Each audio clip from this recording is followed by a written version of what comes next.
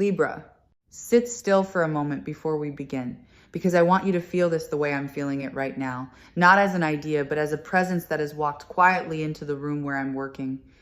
There is someone I can sense the instant I turn my attention toward you, someone whose signal is not loud but persistent, like a single note held under everything else.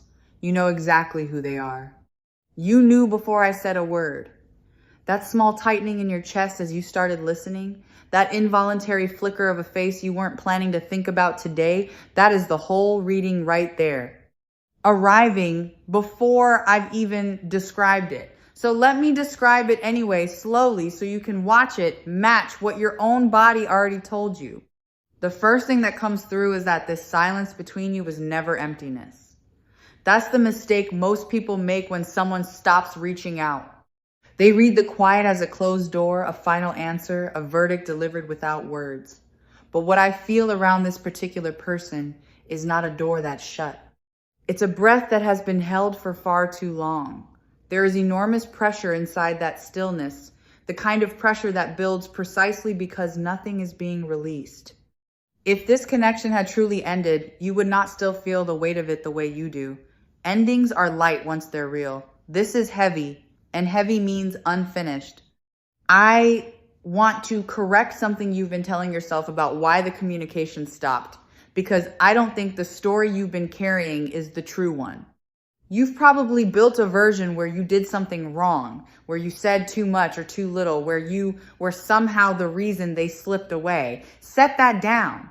What I'm sensing is a moment that got misread on both sides. A small collision of timing and mood that neither of you meant and neither of you knew how to fix afterward. It wasn't a rejection of you.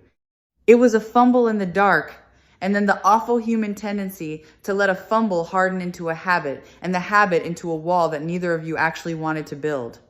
Here is where it gets interesting. And here at Spiritual Light Tarot, I always try to give you the part that other readings leave out, the part underneath the obvious. This person has not spent the silence forgetting you. They have spent it circling you. In their quieter hours, in the moments right before sleep when the defenses come down, you are there. Not as a regret they filed away, but as an open loop their mind keeps returning to, replaying, editing, wishing they'd handled differently. You have been far more present in their inner world than their outer behavior would ever suggest. That gap between what someone shows and what someone carries is exactly where this whole situation lives. Let me tell you what they've been protecting, because it explains everything about why they haven't reached out first. There is a pride in this person that is really just fear wearing a costume. They convinced themselves that too much time had passed, that reaching out now would look strange, that you had surely moved on and would greet their message with cold politeness or worse, with nothing at all. Every day that pride told them it was too late made the next day feel even later. That's the trap they've been caught in, and it's a lonely one. They are not staying away because they stopped caring. They are staying away because they care so much that the possibility of your indifference terrifies them into stillness. Now feel this next part shift, because something has genuinely moved in the recent stretch of time. The pattern that held both of you in place has developed a crack. I don't know the exact shape of what caused it, but I feel the aftermath clearly, a loosening, a softening, a moment where this person let themselves admit what they'd been refusing to admit. Maybe something reminded them sharply of you. Maybe they reached a point of quiet honesty with themselves that they couldn't reach before. Whatever the trigger, the wall they built is no longer as solid as it was. There are gaps in it now. Light is getting through, and light always finds its way toward the thing it's been reaching for. You should know how they've been keeping tabs on you, because you may have felt it without being able to name it. It's rarely direct. It comes through the edges, a lingering on something connected to you, a question asked to a mutual thread of your life that was really a question about you underneath, a habit of noticing anything that carries your echo. There is a kind of watching that happens from a distance when someone isn't ready to step forward but can't bear to fully let go. That's what has been happening. You have been observed with tenderness from a place just out of your sight, and part of you has sensed the warmth of that gaze even without proof. But I don't want to spend this entire time on them, because the most important shift didn't happen in their world. It happened in yours. During this silence, you became someone new. You stopped waiting in the way you used to wait. You learned to fill your own hours, to steady your own breathing, to look at your reflection and recognize a person who could survive the loss of this connection and keep walking. That was not wasted time. That was the most important work you've done in a long while, and it changed the entire foundation on which any reunion would now stand. You are not the same person who felt abandoned. You are someone who found their own feet. That difference matters more than you realize, because it means the version of you this person is about to encounter again is not the one they left. They will feel it immediately the moment contact resumes. There is a new steadiness in you now, a quiet self-possession that wasn't fully formed before. And here's the beautiful irony of it. The thing the universe seems to arrange with a knowing smile. The very strength you built to live without them is the exact quality that will draw them back and hold their attention when they return. Wholeness is magnetic. The person who no longer desperately needs the connection is the person the connection comes home to. Let me describe the shape this reconnection is likely to take, because I know your imagination has been rehearsing dramatic scenes, and I want to gently redirect you. This is not going to arrive like thunder. It won't be a grand cinematic declaration on a rain-soaked street. What I feel is far softer and honestly far more real. It comes as something small and almost casual on the surface. A simple opening, a low-key message, or a quiet appearance. The kind of thing that could be mistaken for ordinary if you weren't paying attention. The bigness of it lives underneath the smallness of its delivery. That's often how the most meaningful returns happen, wrapped in the plainest paper. And I can feel the emotional tone they'll carry when it happens, which is worth preparing for so it doesn't catch you off balance. Expect a certain nervousness beneath their words, a carefulness, a testing of the water. They will not lead with everything they feel. They'll lead with something safe, something reachable, giving both of you room to breathe. Underneath that caution, though, is a hope so tender it can barely look at itself directly. Read the caution as care. The tentativeness isn't weakness or disinterest. It's the sound of someone who understands exactly how much this matters and is frightened of doing it wrong. There is an unfinished sentence hanging in the air between the two of you, and I feel it wanting to complete itself. Something was left unsaid when the communication stopped. A thought that got interrupted, a feeling that never found its words, a moment of honesty that was almost spoken and then swallowed. That unspoken thing has been sitting there this whole time like a note held without resolution. And part of the pull you feel toward each other is simply the natural desire of an incomplete thing to become complete. When you reconnect, that sentence will finally get to finish itself, and there is real relief waiting on the other side of it.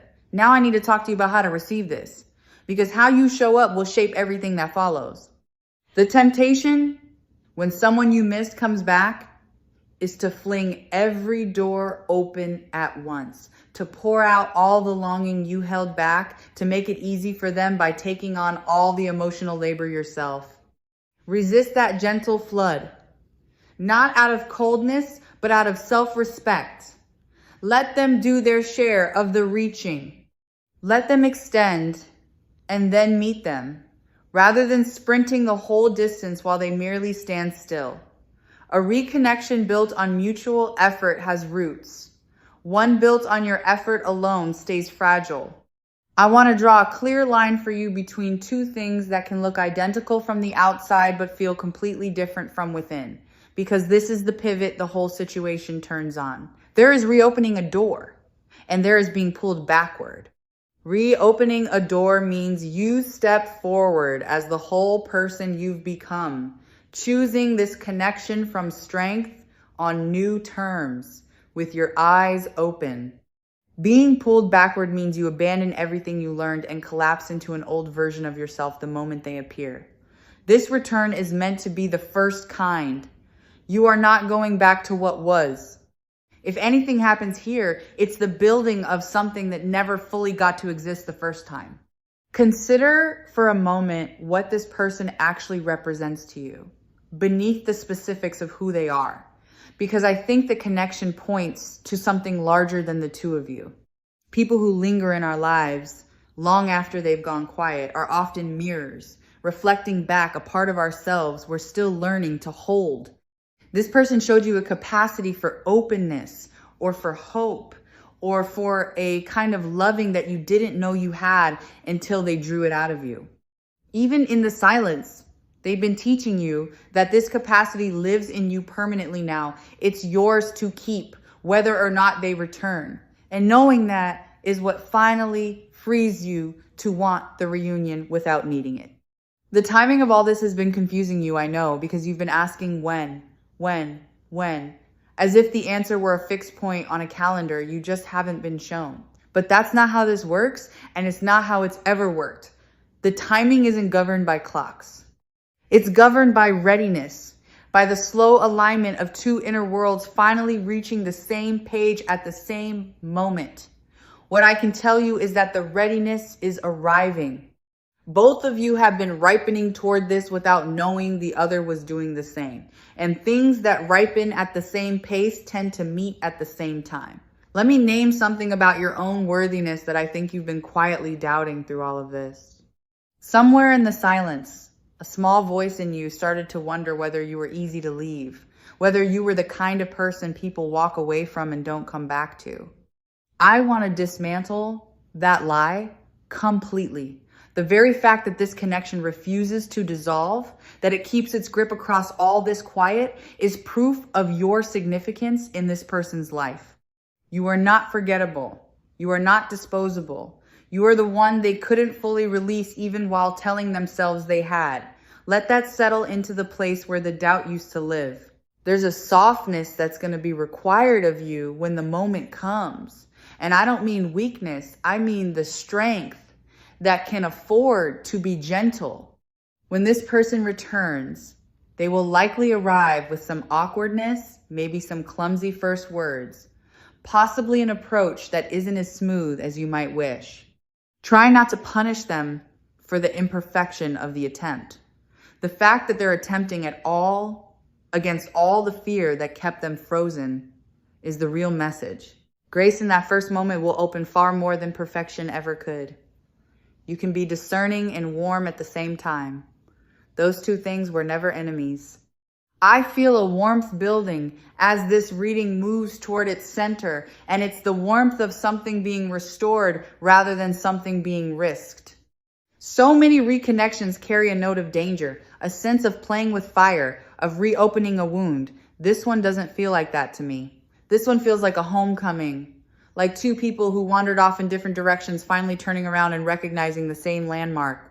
There is safety in what's approaching, not the false safety of nothing ever changing, but the deeper safety of two people who have both grown enough to hold something real without breaking it this time. Pay attention to your dreams and your quiet moments in the coming stretch, because that's where you'll feel the shift before it shows up in the outer world. Connections that are about to change often announce themselves first in the subtle realm, a sudden vivid dream of this person, an inexplicable pull to check for a message, a day where they cross your mind so persistently you can't shake it. These are not tricks of a lonely heart. They are the early tremors of a reconnection gathering itself. When you feel that unmistakable surge of them, don't dismiss it. Something on their end is stirring in the same instant, reaching across the same invisible distance toward you. I keep coming back to the quality of this person's caring, because I want you to trust it even before they prove it. What I sense is not casual. It's not the kind of interest that flickers and dies. There is a depth to how this person holds you internally that surprises even them. They may have tried to convince themselves it was less than it was, tried to file you under lessons learned and move past, but the feeling kept refusing to shrink to the size they assigned it. That refusal is your evidence. Feelings that stay large across long silences are feelings with roots that go all the way down. Understand that when they come back, they'll be carrying a version of you in their mind that they've been living with for a while. And part of the beauty of the reunion is watching them meet the real you and find you even better than the memory. The person they've been missing is a slightly frozen image, a snapshot from the moment things went quiet. The person they'll actually encounter has grown, deepened, become more fully herself. That discovery, that pleasant shock of finding you more rather than less, is going to move them in ways they won't have anticipated. You will exceed your own memory. That's a rare and powerful thing. Let yourself feel a little excited now, not anxious, but genuinely warmed by the possibility, because the energy you carry into this reconnection matters enormously. If you approach it braced for disappointment, you'll broadcast a wariness that makes the whole thing harder for both of you. But if you can hold a quiet, open readiness, a sense of welcome without desperation, you become the kind of presence that's easy to return to. Your inner state is not a passive thing here. It's an active ingredient. The peace you cultivate now becomes the atmosphere they step into. And people always feel that atmosphere before they consciously register anything else. I want to speak to the part of you that's afraid to hope, because I know it's there, and I know it's been burned before by expecting too much. That protective part learned its lesson in a real experience, and I honor it. But protection that never lets you hope again isn't protecting you, it's just quietly shrinking your life. There's a way to stay open without being naive, to let this possibility in while keeping your feet on the ground. You don't have to choose between armor and foolishness. You can hope wisely. You can want this while staying whole. That middle path is exactly where the healthiest version of this reconnection lives. Something I trust about what's approaching is that it isn't asking you to unlearn a single thing you gained in the silence. A reconnection that requires you to become smaller, to forget your growth, to pretend you never found your own strength would not be worth having. But that's not what this is. What's coming actually needs the new you, the steadier you, the you who knows her own worth. The growth wasn't preparation for being alone forever. It was preparation for showing up differently in exactly this kind of moment. Everything you built is about to become useful in the most beautiful way. There's a forgiveness that may want to move through you as this unfolds, and I mention it not as an obligation, but as a relief that's available to you. Somewhere you may be holding a small stone of resentment about the way things went quiet, a residue of hurt about being the one left waiting. You don't have to force yourself past that. But you may find, when the reconnection begins, that the resentment simply loosens its grip on its own, dissolved by the understanding that they were struggling in the silence just as you were. Forgiveness here isn't something you'll have to manufacture. It's something that arrives naturally once you see the full picture. And it's one of the gentlest gifts this whole situation is bringing you. I want you to notice how you feel right now compared to how you felt when you started listening, because that shift is meaningful. Whatever heaviness you carried in has, I hope, begun to lighten. That lightening is not just my words landing. It's your own inner knowing, recognizing truth and relaxing in response to it. Something in you trusts what I'm describing because something in you has felt it coming all along. You've had a quiet certainty underneath all your doubt, a stubborn sense that this wasn't really over. Honor that certainty. It's been more accurate than your fear this entire time. The families of energy around reconnections like this one tend to move in waves. And I want you to be patient with the rhythm rather than demanding a single decisive event. It may not all resolve in one perfect conversation. It might come in stages. A first tentative contact, then a pause, then a deepening, then another pause, then a genuine opening. Don't read the pauses as failure. They're part of how two careful hearts rebuild trust, testing each step before putting their full weight on it. The pauses aren't them losing interest. They're both of you making sure the ground can hold what you're about to place on it. For those of you who found your way to this reading feeling like the connection you're thinking about is smaller or less certain than what I'm describing, I want to reassure you that the same principles apply at every scale. Whether this is a great love or a meaningful friendship or something you can't quite categorize, the truth holds. Silence is not the same as ending. Distance is not the same as indifference. And the pull you feel is real information, not just longing dressed up as intuition. Trust the pull. It's pointing at something that's pointing back at you. Everything I sense here at Spiritual Light Tarot keeps confirming that this thread between you was never actually cut, only stretched. Let me offer you a way to hold this waiting period so it doesn't hollow you out, because there is going to be a little more waiting, and how you spend it matters. Don't sit by the door watching for their arrival. Live your full life. Pour into the things that light you up. Keep building the self you've been building. Paradoxically, the more absorbed you are in your own blossoming, the faster and more naturally this reconnection tends to arrive. Watched pots and watched phones behave the same way. Turn your gaze toward your own life and let them find you mid-stride, radiant and busy and beautifully occupied. That's the version of you that draws people home. I feel this person's respect for you, and I don't think you fully appreciated how much they hold you in high regard. It's easy when someone goes quiet to assume their silence is a statement about your value. But this person actually looks up to you in ways they may never have fully expressed. They admire something in you, a quality of spirit, a way you move through the world, a light you carry that they found rare. That admiration didn't vanish in the silence. If anything, distance sharpened it, the way you only realize the brightness of a lamp once you've spent time in a dimmer room. When they come back, some of what they'll be reaching for is that light of yours they've missed. There's a maturity in how this is going to unfold that I find genuinely reassuring, and it's a sign that both of you have grown. This won't be a repeat of whatever pattern caused the original break. Both of you carry the memory of how it went quiet, and neither of you wants to repeat it. That shared awareness becomes a kind of protection, a mutual carefulness that guides the reconnection along a wiser path. You're not walking blindly back into old dynamics. You're walking forward with the wisdom the silence taught you both. And connections rebuilt with that kind of awareness tend to be sturdier than they ever were before the break.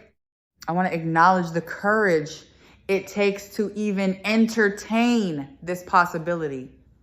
Because hoping is brave. It would be easier in some ways to slam the door shut yourself, to decide it's over, to protect yourself with finality, choosing to stay open, to let the reading in, to allow yourself to want something that isn't guaranteed, that takes a particular kind of bravery that not everyone has. You have it. The fact that you're still here listening, still willing to feel, still refusing to let cynicism have the last word, says something lovely about your heart. That openness is not a weakness to be ashamed of. It's a strength most people never manage to keep. As this reconnection approaches, you may notice old feelings resurfacing, and I want you to greet them without alarm. When someone significant returns, the heart sometimes replays its whole history with them, the good and the tender and the bittersweet all at once. That flood is normal. It doesn't mean you're stuck in the past. It means your heart is doing its housekeeping, sorting through what it kept, deciding what to carry forward. Let the feelings come and let them pass through you. You don't have to act on every wave. Just witness them and trust that you'll arrive at the other side of the flood clearer about what you actually want. Here's a truth I keep circling back to because it's the quiet center of this whole reading. This reconnection is ultimately not happening to you. It's happening with you and through you. And partly because of the energy you've been holding. You are not a passive recipient waiting to be chosen. You are a co-author of what's unfolding. And your inner shifts have been rippling outward this entire time, reaching the very person you've been thinking about. The longing you felt was never one directional. It was a conversation happening in a language deeper than words. And both of you have been speaking it. What arrives now is the surface finally catching up to a connection that was alive underneath the whole time. When the moment of reconnection actually comes, I want you to remember to breathe and to stay in your body, because the mind will want to race ahead into fantasies and fears the instant it happens. Come back to the present. Feel your feet. Let the reunion be what it actually is, moment by real moment, rather than the movie your imagination has been playing. The real thing is always richer than the rehearsal, but only if you're present enough to receive it. Don't miss the actual person in front of you by being lost in the version you built in their absence. Be here. That's where the magic actually lives. I'd love for you to carry a small phrase with you as you move through the coming days. Something to return to when the doubt tries to creep back in.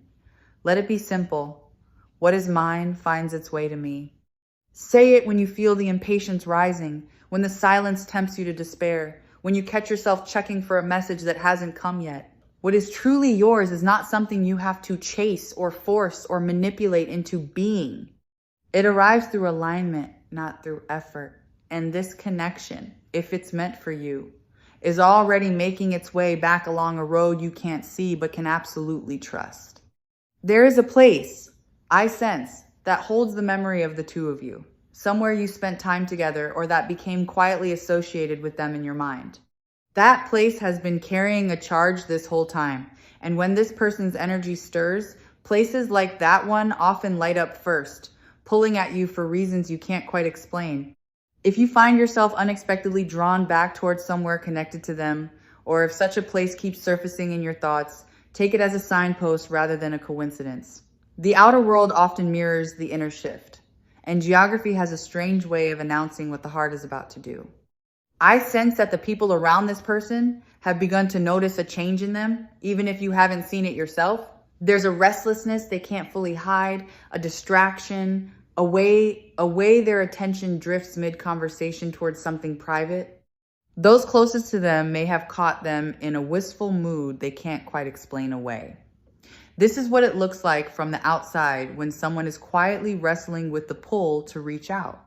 The struggle you can't witness directly is leaving traces in the world they move through, and those traces all point in your direction, whether or not anyone around them has named it yet. Let me describe something almost physical that happens to this person when you cross their mind, because it's more visceral than you might assume. There's a tightening, a small ache somewhere in the chest, a wave that moves through them and leaves them momentarily still. Thoughts of you are not neutral for them. They land in the body, not just the mind. That's how you know a connection has real weight. When the mere memory of a person produces an actual sensation rather than a passing image. You have been living in their nervous system this whole time, not just their memory. And the body is far more honest than the stories the mind tells to keep the peace. I want to tell you about the messages that were written and never sent, because I feel there have been several. This person has begun to reach out to you more than once in the privacy of their own thoughts, has composed words, has come right up to the edge of pressing send, and then pulled back at the last moment. Those unsent messages are not nothing. They are rehearsals. Each one brings them closer to the version they'll finally have the courage to actually deliver.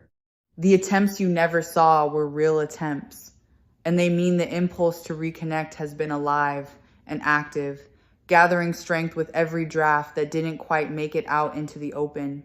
Understand that this person's return isn't a step backward into the past, even though it might feel that way at first glance. It's more like two separate timelines finally converging. You've been living your life growing along your own path, and they've been living theirs growing along a parallel one. What's approaching is not a rewind to who you both used to be. It's the meeting point of who you've each become.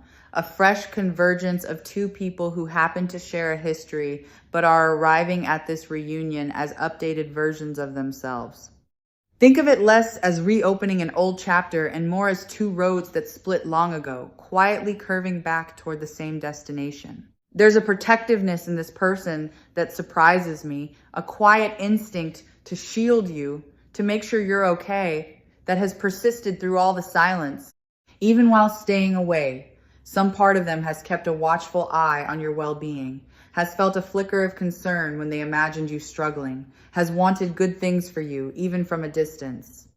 This isn't the energy of someone who dismissed you. It's the energy of someone who never stopped caring what happens to you.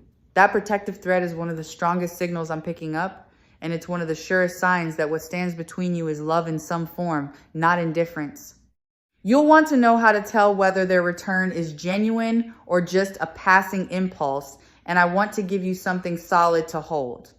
Genuine reconnection has a consistency to it. It follows through. It shows up again after the first contact rather than vanishing back into silence. A passing impulse flares and fades. What I feel around this situation has the quality of the first kind, a return with staying power, a person who has done enough inner work to actually sustain the reconnection rather than sparking it and retreating. Watch for the follow through, and I believe you'll find it there, steadier than you dared to expect. To make room for what's arriving, you may need to release the specific story you've been telling about how this should look. The mind builds detailed expectations, exact scripts of who says what and when and how the reunion should feel. Those scripts, however comforting, can actually get in the way because reality rarely matches the rehearsal. And if you're clutching the script too tightly, you might miss the real thing when it shows up wearing a different outfit than you imagined. Loosen your grip on the how. Stay clear on what you want at the level of feeling and let the universe handle the delivery details. It tends to be more creative than we are. There's a gift you're going to be able to give this person when they return, and it's the very thing they've been quietly starving for. It's the experience of being truly seen. Somewhere along the way, this person has felt unseen, misunderstood, reduced to a version of themselves that isn't the whole truth. What you offered them in the connection you shared was the rare feeling of being genuinely perceived and accepted. That's a large part of what they've been missing without being able to name it. When you meet again, your capacity to see them clearly, to recognize who they really are underneath their defenses, will land like water on dry ground. You have something they can't easily find elsewhere. If it feels right to you, I'd invite you to do something quiet and simple in the coming days. A small practice that costs nothing and can shift a great deal. In a still moment, bring this person to mind, and rather than sending longing or worry in their direction, send them a wave of peace. Wish them well, sincerely, with no agenda attached.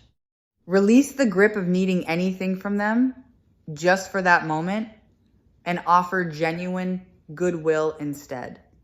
This does something subtle and powerful.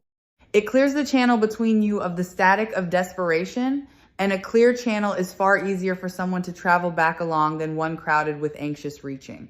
I want you to consider that closure and reunion might turn out to be the same event here, which is a possibility most people never imagine.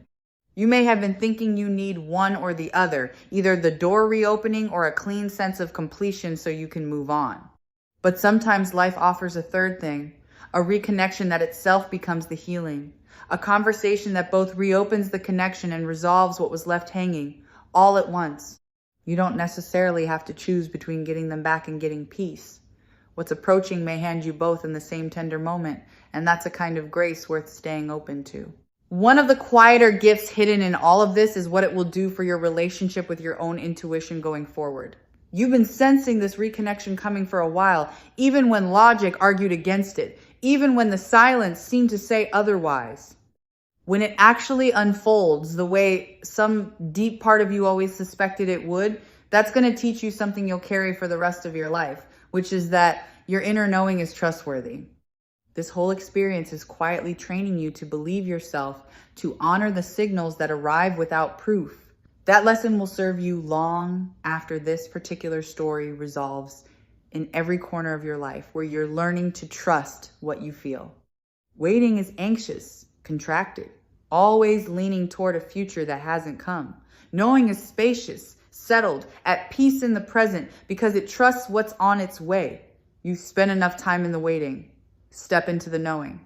Let yourself feel quietly and without needing proof that this thread between you and this person is intact, that the reconnection is real, that the silence was a chapter and not the whole book. That settled feeling is not delusion. It's the deepest kind of intelligence, the kind that senses truth before the evidence arrives. If this reading found you today, I don't think it was an accident, and I say that with all the warmth I have, because everything from Spiritual Light Tarot seems to reach the people who most need to hear it at the exact moment they need to hear it. You came here carrying a question about someone who went quiet, and I hope you're leaving with something steadier than an answer. I hope you're leaving with a felt sense that you were never as forgotten as your fear suggested, that the connection you've been grieving was only resting, and that you, exactly as you are now, are more than ready for what's making its way back to you. Hold that. Let it be true, because it is. And let the quiet knowing carry you gently forward until the moment this all becomes real.